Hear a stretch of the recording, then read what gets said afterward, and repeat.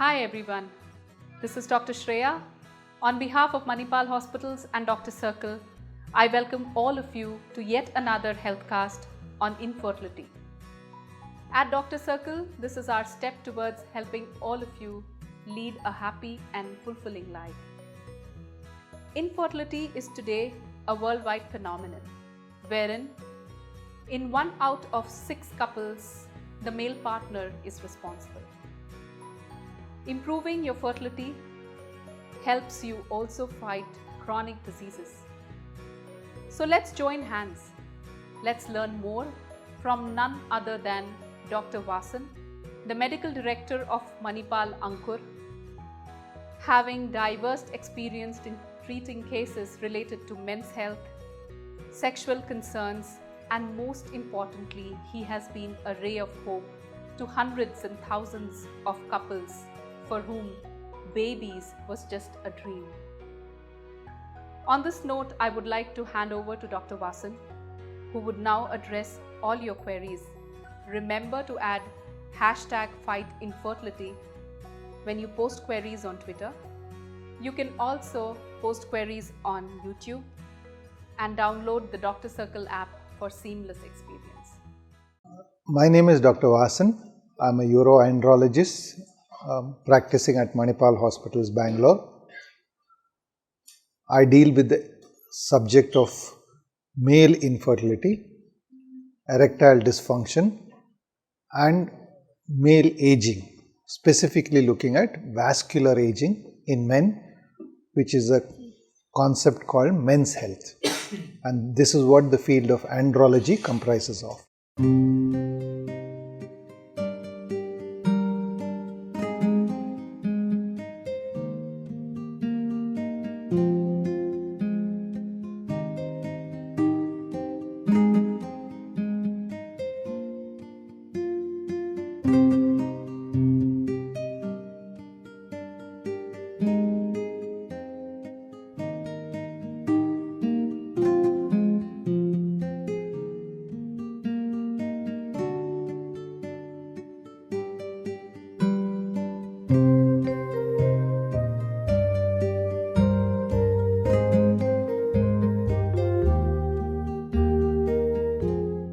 Somebody wants to know about treatment options available to fight against fertility.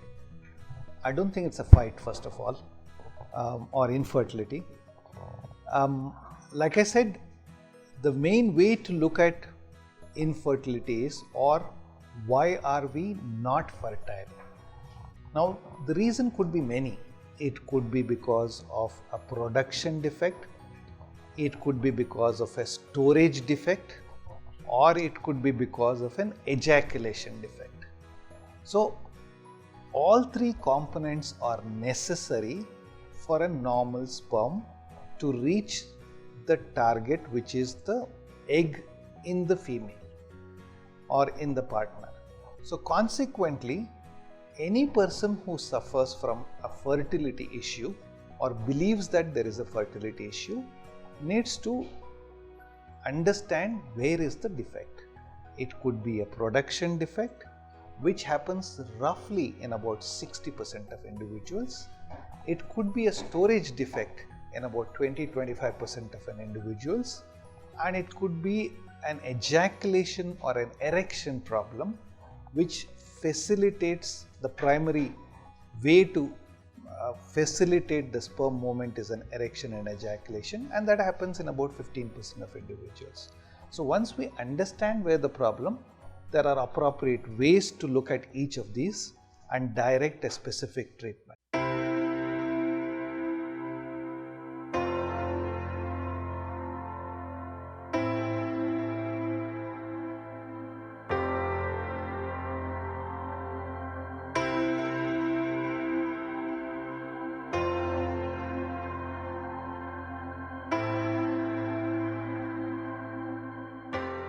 First of all, what is varicocele? Varix means that any dilatation of the vein. Now, vein is supposed to pump blood anti-gravity towards the heart. So, any dilatation means ballooning of the vein, will cause the blood to stay there and the veins already being thin structures, they lose the pumping mechanism. Or sequence of testis requires temperature to be lesser than the body temperature. Blood being warmer will increase the body temperature. Second, the bad blood or the non-oxygenated blood has toxins which affect fertility and cause what is called as disruption of spermatogenesis. Now this has a bearing on not only fertility. As the vein size increases, some men may experience pain. Thirdly, there will be a reduction in the size of the testis over a period of time because cells die because they are less oxygenated. Fourthly, in large veins, they can also develop minor degrees of erectile dysfunction or inability to maintain their erection. So yes, varicocele is known to cause, but not all men with varicocele have fertility issues. It's the pressure effect. Some testes are able to withstand this pressure, some are not. So only by evaluation, when you do a mass screening of a varicocele for 10 men, 7 may have varicocele, but 4 will have fertility problems, 3 may not have. So that's the key. Not all men with varicocele have fertility, but some do have, or 50% to 60% of men will have fertility issues, and these are correctable.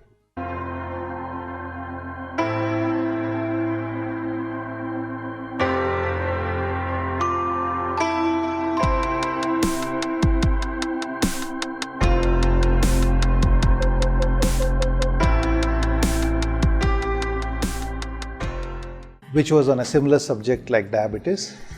Now, typically what happens is when, as a continuation of my last answer, when you have gets broke, you have associated with that extra amount of fat in the body. You can be a lean person and have excessive fat in the body. You can be an obese person and have excessive fat in the body. Fat makes this conversion faster. Body requires more testosterone, less estradiol. If the balance changes and estradiol becomes more and testosterone becomes less, then the hormonal effects become worse for the male specifically. And to produce artery imbalances.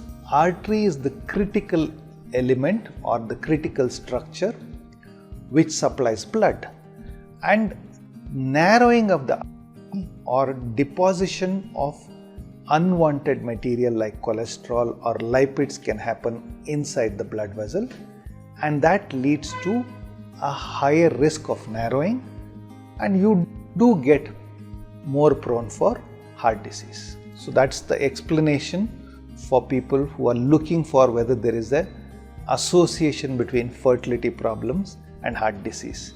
But the association is not too great. I would believe that 10 to 12% of individuals who have male fertility problems may have this association or the higher risk, not all 100%.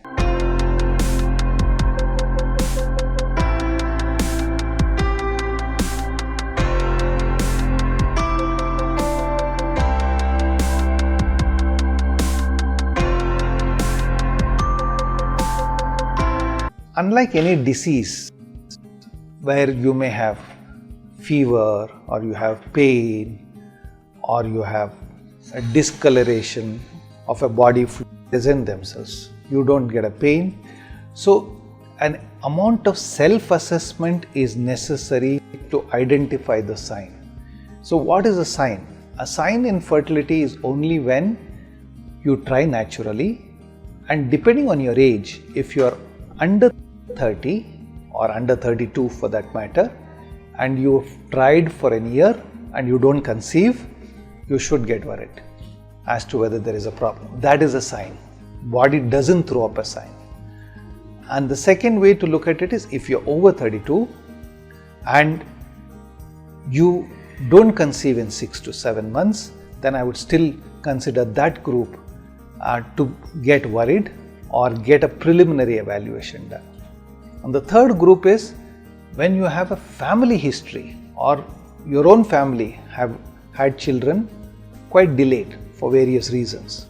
It may be voluntary, it may be not voluntary, but all the same, that group of individuals need to get checked up. So in essence, people have to be self-vigilant, and that becomes the sign.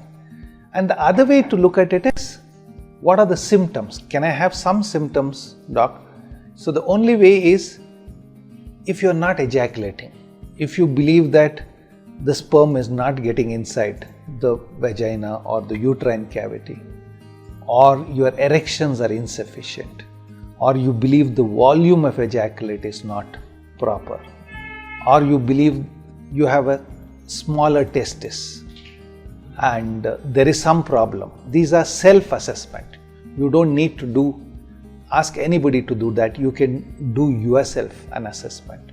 And similarly in women, if they have highly irregular periods, then, or if they have what we call hirsutism, hair growth, which is not warranted or not normally seen, or you are obese as an individual, both for men and women, a BMI of more than 25 is a warning sign. A BMI, I'm sure there are several BMI calculators on the net which you can calculate your BMI, and definitely above 29 you are known to be less fertile.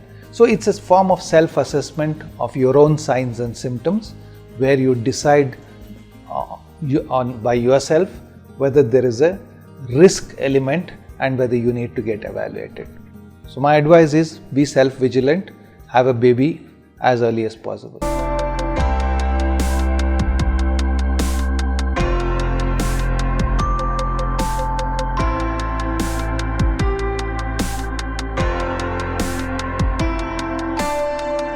We do believe that we have tools to diagnose the effect of fertility on various organs. And one of the things which has been noticed nowadays is fertility problems in men is specifically associated with heart disease, with diabetes, and also with renal failure and depression. These are the 4 associations people have found, and still research is ongoing as to what causes it. Is it because of something which happens when the baby is in the mother's uterus? Is it because of imbalance in the body between testosterone and estradiol, which are 2 primary hormones which are necessary to maintain proper sperm production? We do believe many of these men have some amount of imbalance between testosterone and estradiol ratio, which causes diabetes. It is not all men with fertility problems have diabetes, so people should not get worried or alarmed. But there is a slightly higher risk of men with fertility issues, especially sperm count related problems, developing diabetes.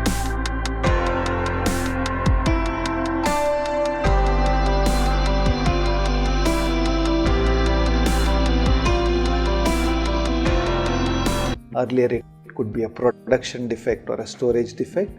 We manage with either medication, or sometimes if it is because of a problem called varicocele, we do have a minor surgery to correct the problem. In a severe case, we use a combination of treatment. It may not be a simple treatment alone. I may not be able to 100% normalize him, but I may assist him to get a baby by using a combination of medical as well as an assisted reproductive technique, wherein the whole goal is not how you achieve the end result, it is just to pass the exam. Similarly, here the goal is to have a baby. How you did it is immaterial. The ultimate aim is to do it the fastest possible way. Overall, all male infertility problems have a solution. That's the way I would like to look at it. The solutions range from simple solutions to complex solutions. Sometimes we feel it is complex, but it's quite simple when you execute them.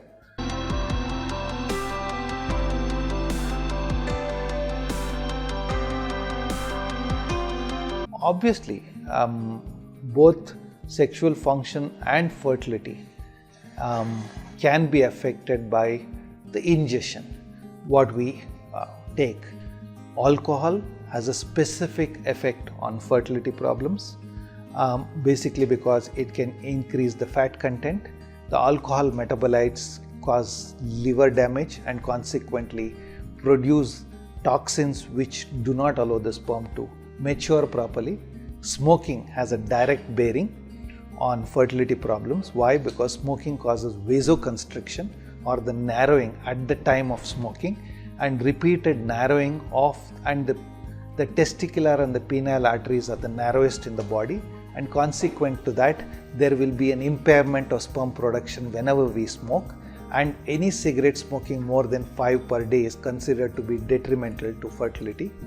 And caffeine, coffee consumption is known to cause fertility problems. Obesity, because of improper diet. You eat a lot of junk food which has a lot of trans fat, and so consequently there are several things which can cause your medication ingestion. So dietary habits have to be very specific at the time when you are looking at a fertility, and also it depends on the age. The younger the age, probably you can get away with slightly bad dietary habits. The older the age, when I mean older, for a reproductive age group, older is after the age of 32 to 35, that is the age group we consider. And consequently diet plays a very big part in fertility, and I think we all should be very careful if we are trying for a child, and also manage our lifestyle and diet very appropriately.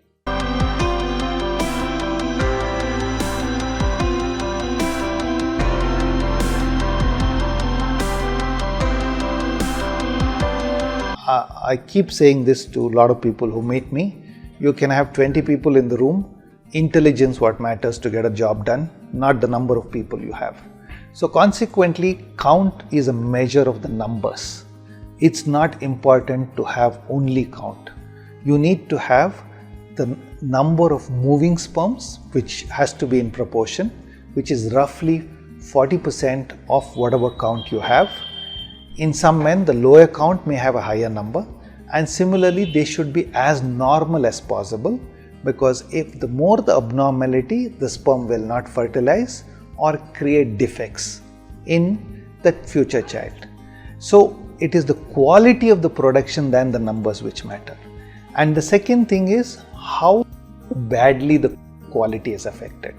You can fail by, you can get a first class, you can just pass, or you can fail badly.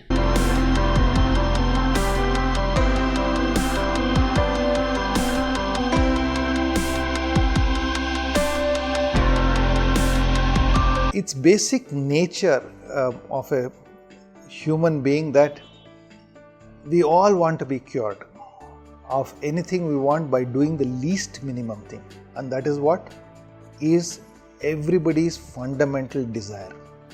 And I don't think medicine works that way. In medicine, we look at it from the point of view of where do you fit in terms of the severity of your problem. Obviously, a severe problem cannot be cured by a simple method. If that was so, it would not have been classified as a severe problem. But the challenge is to counsel a patient saying that you have a severe problem, there are no options available to cure you in a simple way. So, especially because of the fact that fertility problems are not life-threatening, because of this, there are several alternative forms of groups of medical therapy which survive. Acupressure, Reiki, Ayurveda, homeopathy, God's will, prayers, everything will survive. Because of the fact that the fundamental desire is I should have a solution. A person who has zero sperm will believe that miracle will happen and tomorrow morning he will get a sperm. It won't happen. It cannot happen scientifically. I do not believe that science is so immature to say classify you as severe and expect a miracle. So my take is acceptance of the problem is the most important thing, and looking at solutions is the most important thing than brooding over why I got this problem, or what should I have done differently not to have got this problem, because there are no answers in that line. So infertility has solutions. Each person has to deal with where he is in that spectrum and take the best solution available.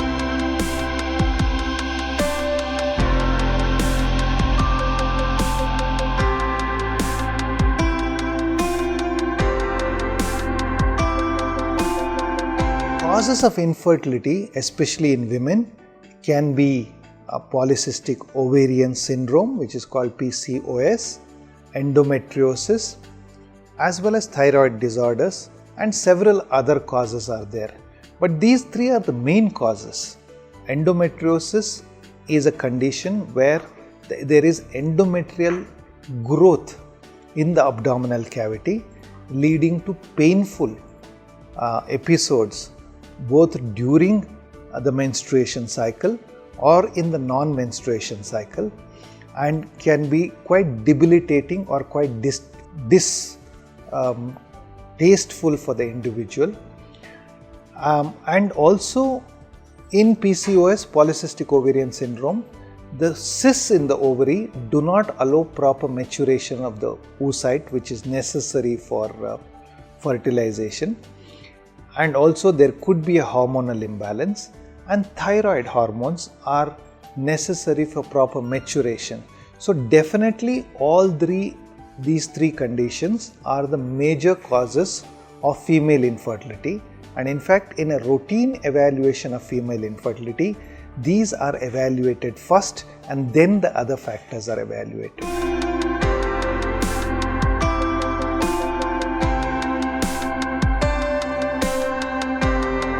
Classify what is excessive.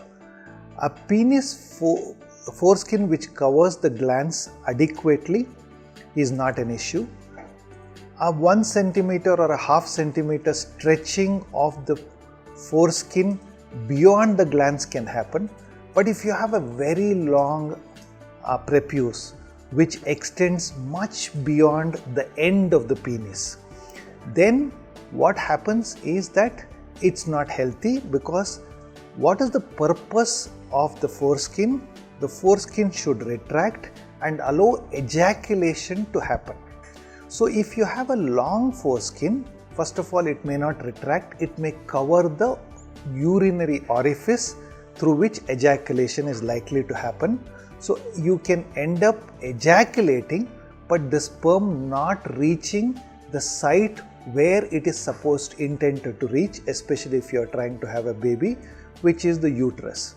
So consequently, long foreskin also leads to irritation, because the smegma or the semen particles can collect under the foreskin, and they are a constant source of irritation because you can't clean them on a regular basis. Especially every time you urinate, you will have acidic urine particles collecting under the surface of the foreskin. So foreskin is a normal for most of us Hindus. We don't have what is called religious circumcision, which is followed by Muslims and Jews, which is in fact much more healthy because it prevents penile cancer. But since we don't follow it religiously, maintaining and taking care of healthy foreskin is essential. Too short or too much in excess is not good for the penis and for reproduction.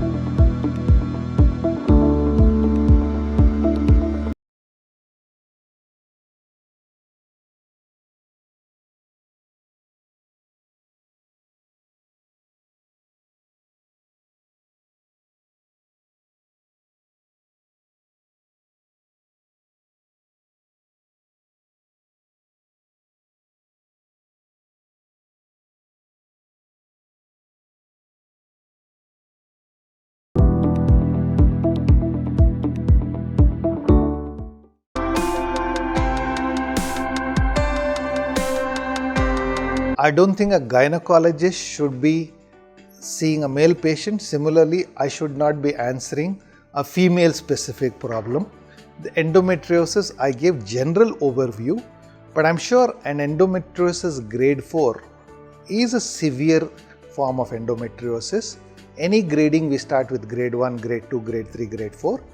So obviously it's a severe grade of endometriosis and needs an expert gynecologist. I'm not qualified to answer the question other than in a general specific way, saying that it is a very severe problem and probably requires an expert opinion on how to manage it or what are the options in dealing with endometriosis, because it can be a debilitating, depressing problem. Endometriosis is not easy to deal with. It can cause a lot of discomfort, pain, agony to the patient, and the best way is to consult an appropriate gynecologist to get a solution.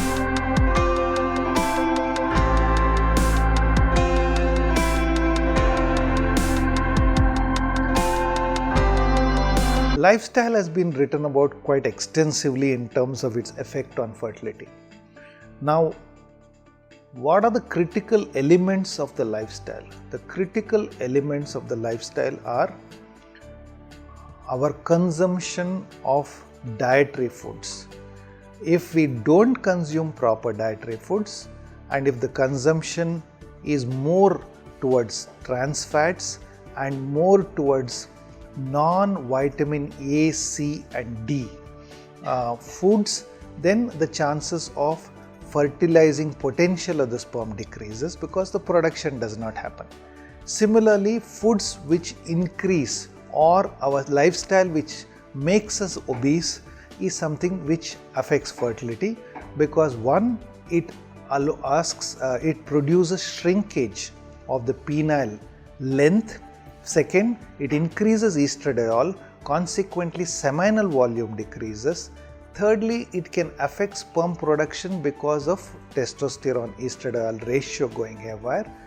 Added to that, if we have insults of alcohol, smoking, your electromagnetic radiation, which is known to affect fertility by increasing the temperature around the testis, excessive exercises in the garb of trying to lose weight or trying to stay fit, and added to that stress. So there are multiple factors which today in the modern day is changing the way we want to lead our life, and consequently overdoing or not taking care of a healthy lifestyle definitely has an effect on both male and female fertility issues.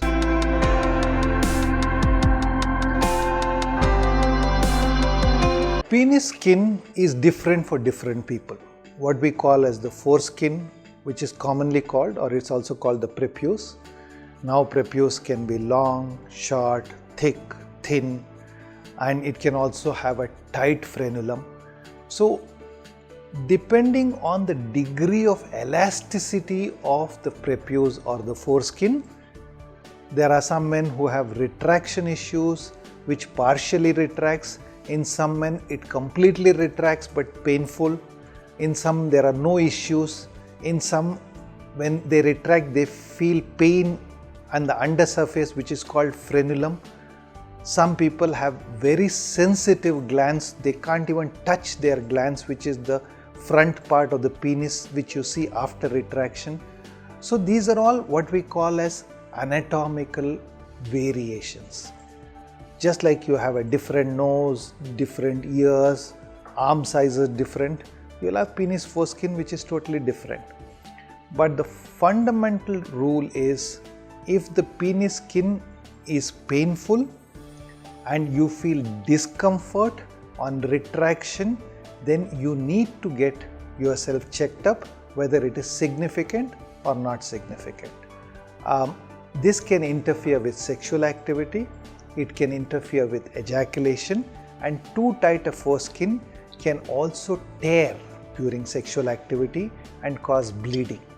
And unhealthy, the ejaculate semen can collect under the foreskin and produce what is called a smegma, which is unhealthy, which can cause irritation to the glands and cause it to break down. There could be small ulcers which develop in the glands. So it's very, very important to have healthy and retractable foreskin which does not cause you discomfort.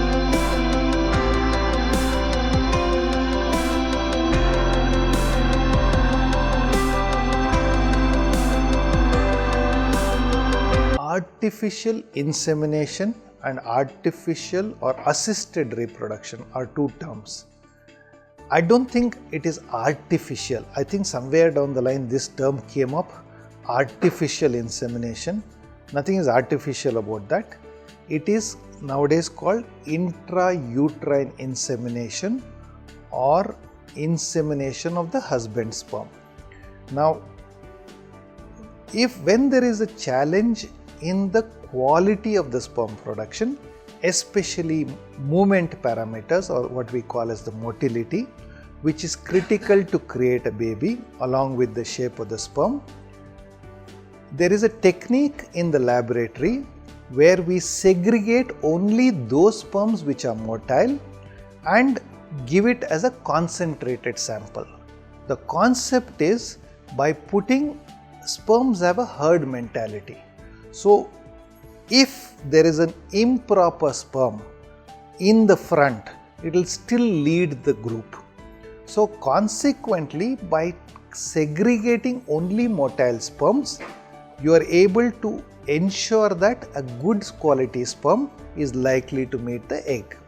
And that is what is called as processing, which is what is employed in an artificial insemination, because the fact that the laboratory was assisting taking the sperm and cleaning it and giving a good sample of the same individual, it got branded as artificial. And it is no longer artificial because it is the same.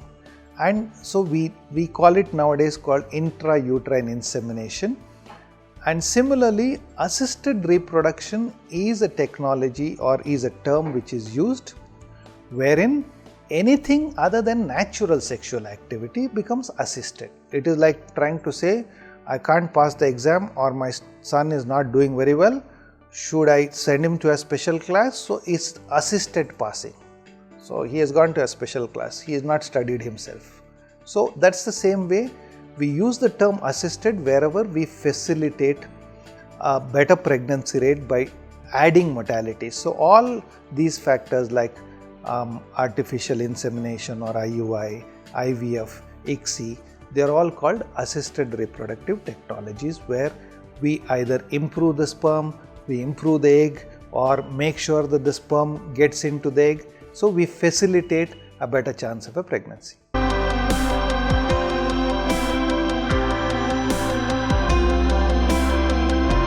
If somebody asks you who should treat male infertility, a gynecologist or an andrologist, obviously it is the andrologist.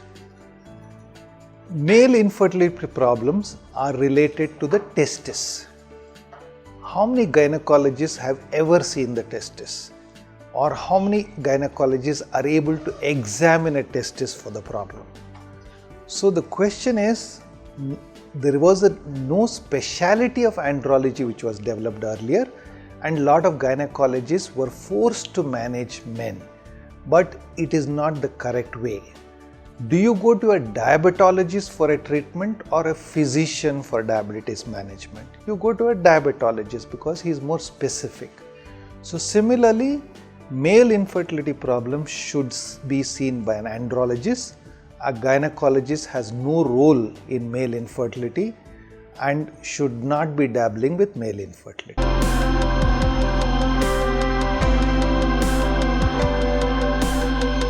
There are so many cases of infertility surfacing in India.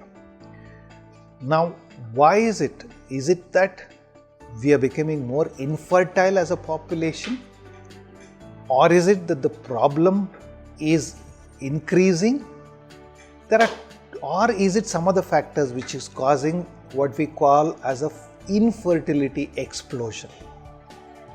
Now, one of the reasons attributed it is that I don't think we are becoming less fertile as a population, and I don't think environmental factors are playing such a major role that they are changing the spectrum of the infertility. What is happening is most of us are delaying marriages, delaying having child. If you look at it historically, I'm sure even in your own family you will realize people had children much earlier. Now we are delaying, and fundamentally the best age for a female to have a child is before 28 years, and that is the most fertile period. So similarly for a male, the best fertile period is under 30. So we're missing that age group, and consequently fertility problems are increasing. So this is the reason why there is more and more fertility problems which are cropping up, and obviously there is an awareness built in. Earlier days you used to go to temples for a fertility issue. Now you know that you need to see doctors because there are treatment modalities available, and more people are coming openly for treatment, and consequently there is a huge increase in the fertility. Of course, to this there is also the stress and lifestyle which have contributing additional factors which are also making fertility issues more and more.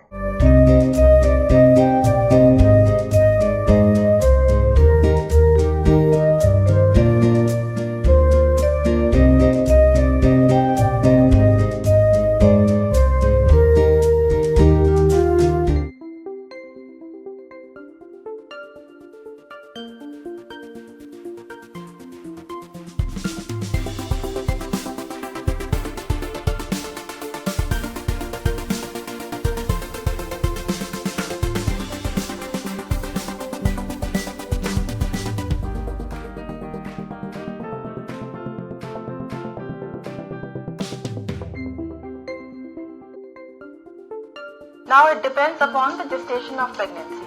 In first 3 months, it is again okay to travel by flight, but we should be sure that the pregnancy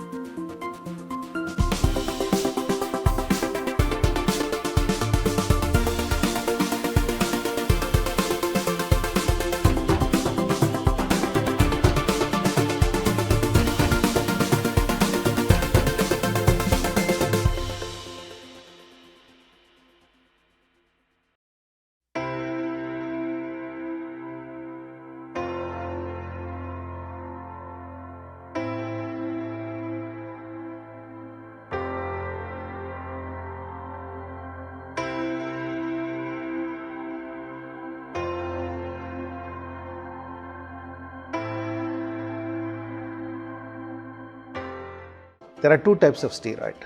One is the regular steroid we use in medical parlance, which is a life-saving drug, which is called the corticosteroid. There are various names for it. It's called prednisolone and various things, which is a lifesaver.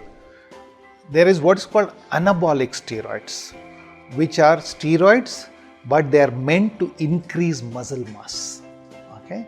So consequent to that, when you use anabolic steroids, typically this is used by athletes. That's why you see a lot of people putting drugs which are banned, which are not supposed to be used, and weightlifters and sportsmen, or even young individuals trying to develop a 6-pack or an 8-pack as they want to call it.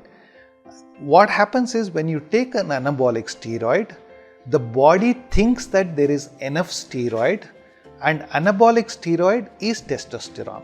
So the body produces testosterone in the testis. When you take externally, body thinks there is testosterone and shuts off production. So moment it shuts off production, sperm will not be produced. So excessive use of steroid, anabolic steroid, causes muscle mass to improve but shuts off sperm production. and it can cause sperm production to go zero.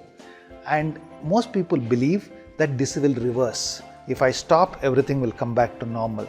But many a times it could be a permanent damage, because brain might have lost the mechanism of identifying and restarting the production defect. So it's a very dangerous thing where you take anabolic steroids in order to build muscle, and also it has other effects on the body. It can cause prostate to grow, it can cause earlier risk of a prostate malignancy. So it's not recommended that you take anabolic steroids. These are shortcut measures to build muscle, which are recommended nowadays by a lot of trainers because everybody wants faster results, but it's not the best way to go. Hard exercise and disciplined exercise is probably the best way to go. And I'm sure a lot of men are going through misery because of using anabolic steroids.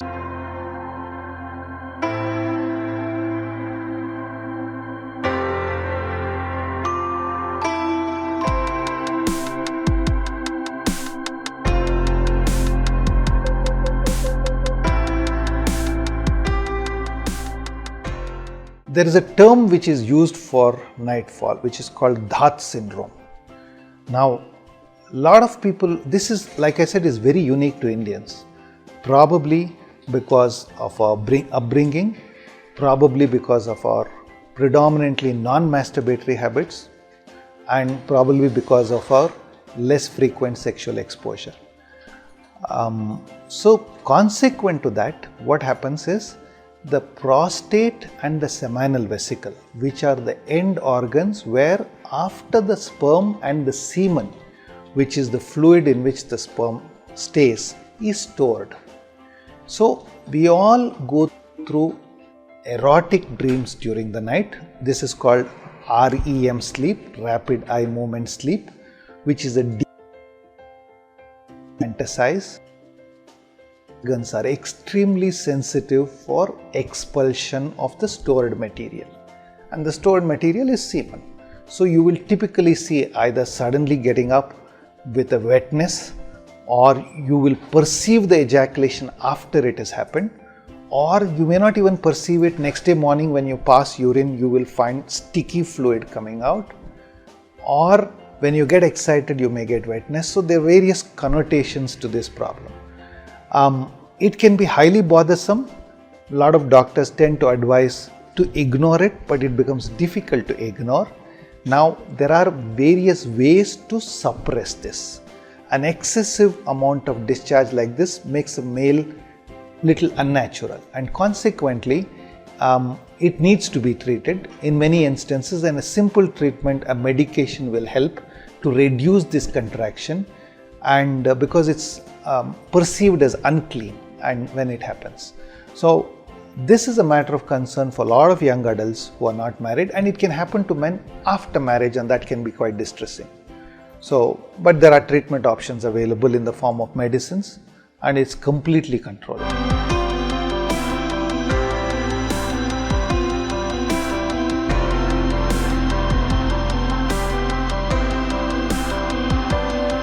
Excessive masturbation. What is masturbation? What we are looking at, or what we are talking about, is seminal discharge. Now, what is critical in the semen to create a baby? The critical factor which creates the baby is not only the moving sperm and the shape of the sperm, it is the internal DNA of the sperm. Okay? So by repeatedly masturbating, we are not allowing sperm to be produced in a normal, timely fashion.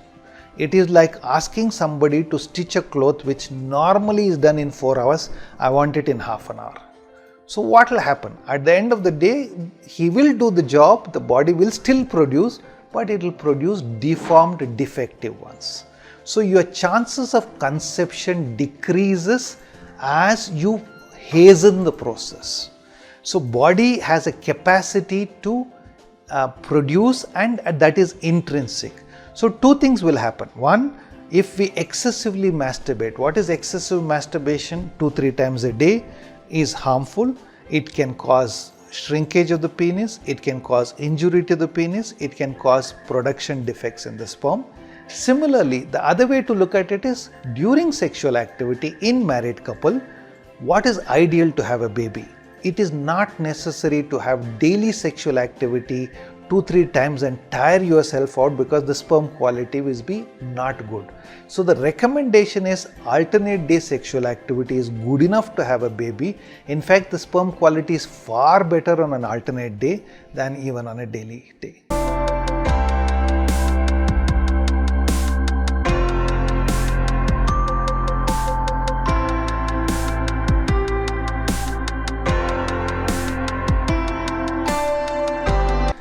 Semen analysis is done. First of all, the partner has to ejaculate. He should have an abstinence, that means no sexual activity or voluntary or involuntary discharge of the semen for more than 48 hours, and he should collect in a clean container, and either he collects it at home or he collects in the facility. He should be given a privacy. He should not spill the sample, and he should, after collection, hand over the sample to the laboratory within 45 minutes. And he should not have sexual activity, that means the abstinence period should not be more than 14-15 days. So if we follow these guidelines, what happens in the laboratory is they wait for what is called as liquefaction, because semen is a very thick phlegm-like fluid. So it has to become watery, and it will spontaneously become watery because of intrinsic enzymes present in the semen sample within about 20 to 30 minutes. And if it's kept at room temperature, then you just examine under the microscope. There are various types of microscope available where they can count the number of sperms, and they count how many fields are there, and it's a mathematical calculation. They also count the number of moving sperms, and they classify the movement of the sperms into 3 grades: are good moving sperm, a slightly slow moving sperm, a non-moving sperm. And we have criteria of how the shape should look like, and the shape is roughly, if you look at a face, the chin to the top of the head and cheek to cheek, if you look at it like a sperm, it should be 1:1.6. That is the way we look at it. So when you have these criteria, it becomes very simple to assess. So that's the way it is done, and the report is generated.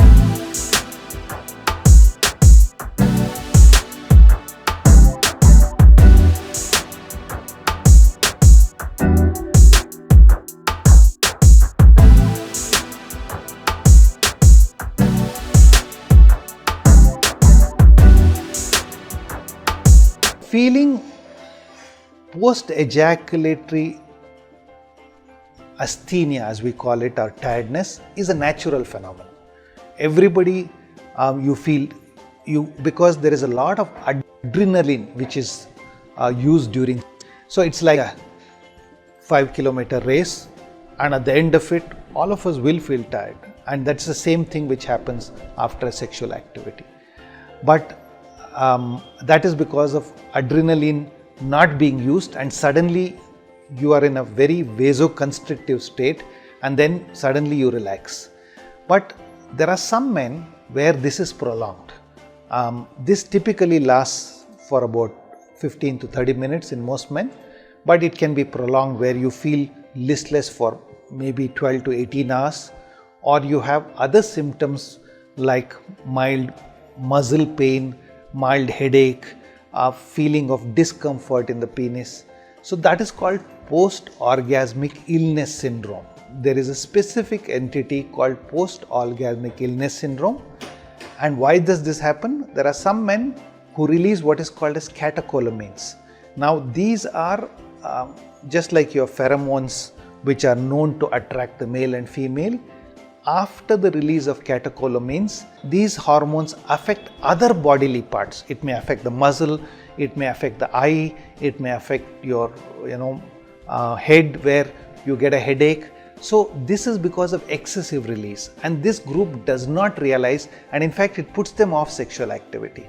So there are specific measures to control them. It is absolutely treatable problem, but many men are not aware that there is a treatment available for them. So I guess this question was meant for understanding post-orgasmic illness syndrome. This is written about quite extensively in, if you Google, I'm sure you will be able to find a lot of answers. And this is very interesting area where there's a lot of research being done.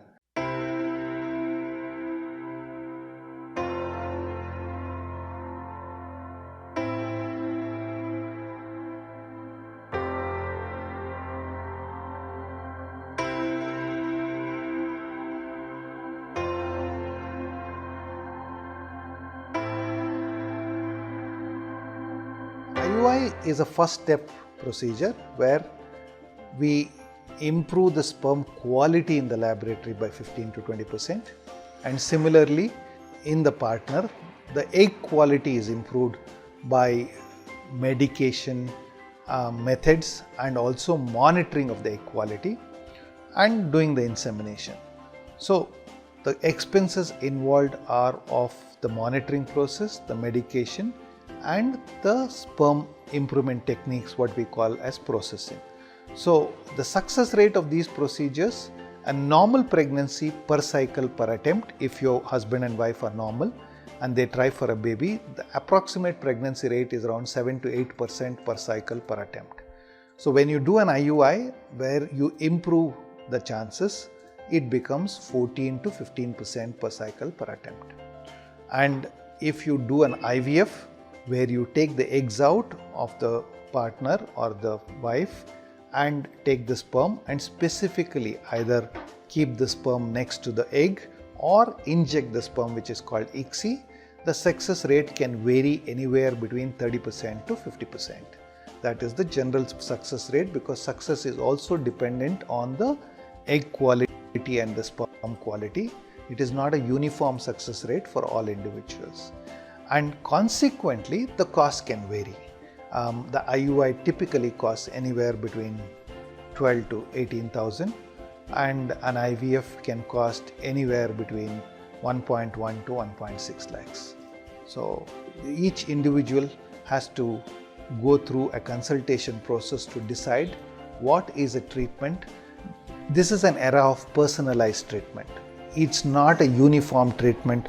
All men and women are not subjected like a template, and it's not like a machine where we give the same treatment for everybody. So there is a variation. So costs also will vary depending on what you need for achieving the pregnancy. The end goal is a successful pregnancy.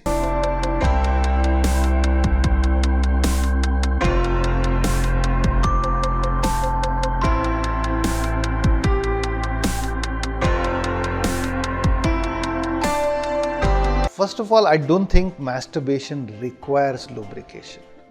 Masturbation is a self-indulgent event.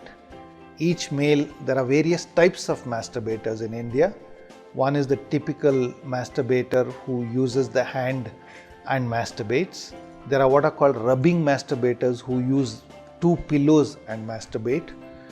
There are people who masturbate on the bed trying to rub themselves.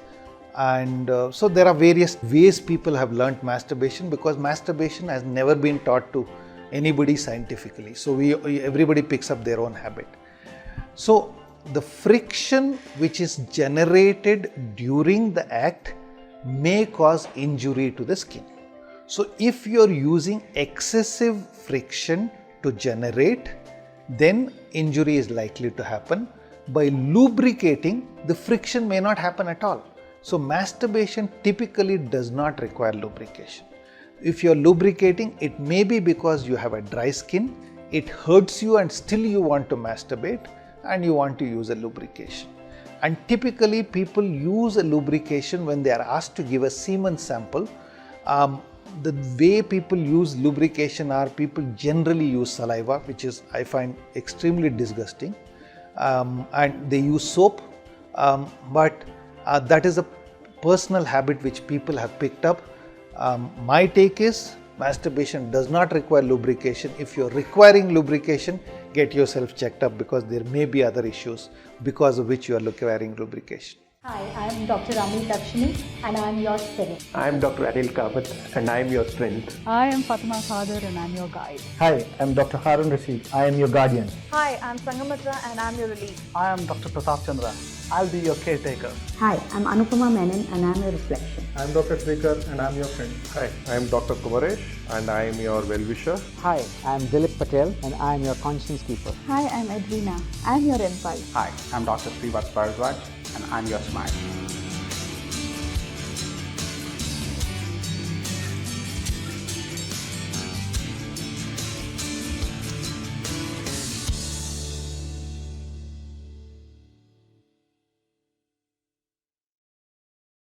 So I think this has been an exciting session, and I'm sure there are plenty more questions, but like I said, there's no end to taking the questions, and I'm sure we can connect in some other ways to answer your queries. Thank you very much. Thank you so much, Dr. Vasan. It was a very helpful session. I'm sure most of us have gained a lot from it. We might not have addressed some of your questions. We will surely send you answers offline. Stay tuned for more such sessions. Download the Dr. Circle app. Ask doctors. Follow Manipal. Follow Dr. Circle.